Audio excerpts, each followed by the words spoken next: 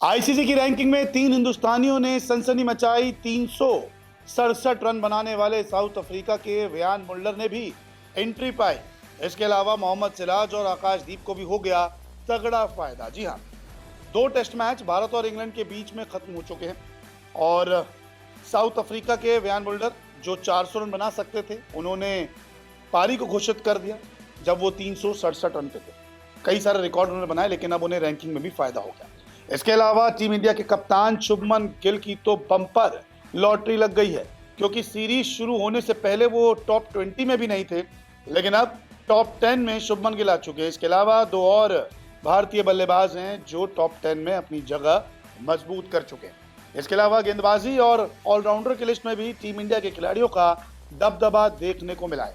तो एक एक करके आपको टेस्ट की रैंकिंग बताते हैं, क्योंकि इस वक्त ज्यादा जो फोकस है वो टेस्ट क्रिकेट पर। तो अभी बैटिंग में नई रैंकिंग में कौन कौन टॉप 10 में आए हैं उस पर एक नजर डाल लेते हैं। हैरी ब्रूक को यहाँ पे फायदा हुआ है, वो बन गए हैं नंबर 1 बल्लेबाज। उन्होंने जो रूट को पीछे छोड़ दिया है। अभी तक जो रूट नंबर 1 पे थे। इसके अलावा नंबर 3 पर केन विलियमसन है, लेकिन यहाँ पर भारत के 3 बल्लेबाज यशस्वी जायसवाल, शुभमन गिल और ऋषभ पंत टॉप 10 में बने हुए हैं। जायसवाल नंबर 4 पे ही हैं, वहीं शुभमन गिल जो लगातार शतक पे शतक लगा रहे हैं, दोहरा शतक लगा रहे हैं, उनको 15 स्थान का फायदा हुआ है और अब वो 6ठे नंबर पर पहुंच गए हैं, जबकि ऋषभ पंत को 1 स्थान का नुकसान हुआ है और ऋषभ पंत जो हैं वो पहुंच गए हैं 8वें नंबर पर। यानी कि 3 भारतीय खिलाड़ी टॉप 10 में बने हुए हैं बैट्समैन की लिस्ट में। यशस्वी जायसवाल नंबर 4 पर, शुभमन गिल नंबर 6 पर और ऋषभ पंत नंबर 8 पर। ये जो सीरीज जब शुरू हो रही थी, तेंदुलकर एंडरसन सीरीज जो इंग्लैंड और भारत के बीच में हो रही है, उससे पहले 25 नंबर पे थे ये, लेकिन 2 ही टेस्ट में देखिए नंबर 6 तक पहुंच गए शुभमन गिल। तो ये शुभमन गिल का एरा जो है वो शुरू हो चुका है। इसके अलावा अगर बॉलिंग की बात की जाए तो जसप्रीत बुमराह नंबर 1 पर चल रहे हैं, इनके आगे पीछे कोई नहीं है। अब लॉर्ड्स में भी ये टेस्ट मैच खेलेंगे।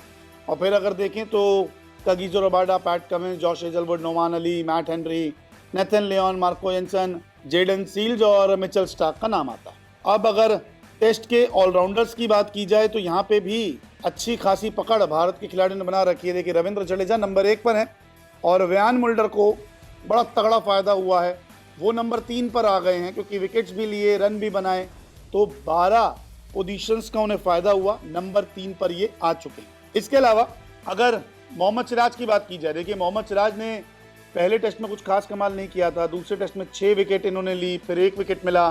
तो ऐसे में मोहम्मद सिराज को 6 पायदान का जो है वो फायदा हुआ, 22वें नंबर पर आ चुके हैं। वहीं अगर आकाशदीप की बात करें तो आकाशदीप जो है 45वें नंबर पे हैं और उनको 39 पोजीशंस का फायदा हुआ है। देखिए पहले पारी में उन्होंने 4 विकेट लिए थे, फिर 6 विकेट लिए, कुल 10 विकेट लेकर आकाश को भी फायदा हो गया। अब बात करते हैं व्यान मुल्लर की। मैंने आपको ऑलराउंडर की रैंकिंग तो दिखाई थी, जहां पे नंबर 3 पर वो आ गए हैं, लेकिन ये बॉलिंग और बैटिंग के इसमें भी इनको फायदा पहुंचा है। दरअसल मुल्लर अब बैटिंग पोजीशन में देखें तो 22वें नंबर पर आ गए, 34 स्थानों का फायदा हुआ। तो गेंदबाजी की अगर बात करें तो 48वें नंबर पर आ गए हैं, 4 पोजीशंस का फायदा हुआ। तो भारत के लिए अगर देखें यशस्वी जायसवाल, शुभमन गिल, ऋषभ पंत, रविंद्र जडेजा और जसप्रीत बुमराह जैसे खिलाड़ी जो हैं वो टॉप 10 में बने हुए हैं। इसके अलावा मोहम्मद सिराज और आकाशदीप को भी फायदा हो चुका है। साथ साथ व्यान मुल्लर की भी एंट्री जो है वो अब टॉप 10 में हो गई है।